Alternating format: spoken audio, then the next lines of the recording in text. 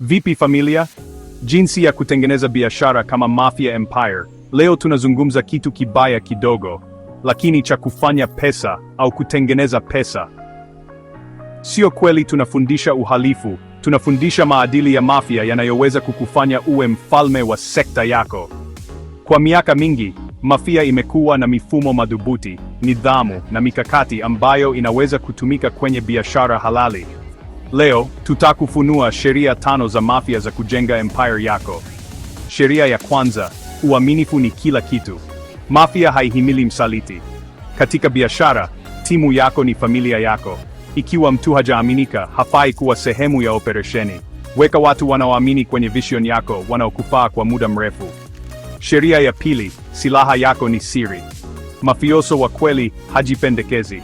Anajifunza sheria, ushindani na siri za watu. Kwenye biashara, data ni silaha yako.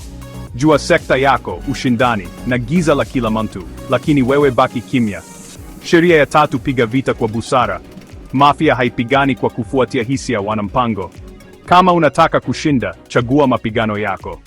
Kuna wakati wa kushambulia, wakati wa kukaa kimya, na wakati wa kufanya alliance na maadui wako.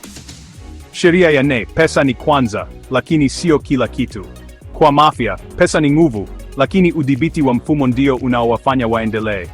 Katika biashara, tafuta pesa, lakini jenga mifumo ambayo inakufanya uwe huru. Automate, waajiri wazuri, uwe mwenye mamlaka. Sheria ya 5, jenga heshima, si wala. Mafia ya kweli haitaki watu waogope, wanataka waheshimu. Biashara yako iwe na brand yenye nidhamu, ubora na uaminifu. Wateja wako wawe ride or die, kwa sababu unawapa thamani, si kwa kuwaogopesha. Kumbuka, mafioso wa kweli hajihusishi na vurugu, anaendesha biashara kwa hekima. Kama umeipenda hii video, bonyeza like, share na andika kwenye comments ni family gani unayoijenga. Na kama hujasajili, bonyeza kitufe cha kujiunga, kwa sababu familia inashikamana.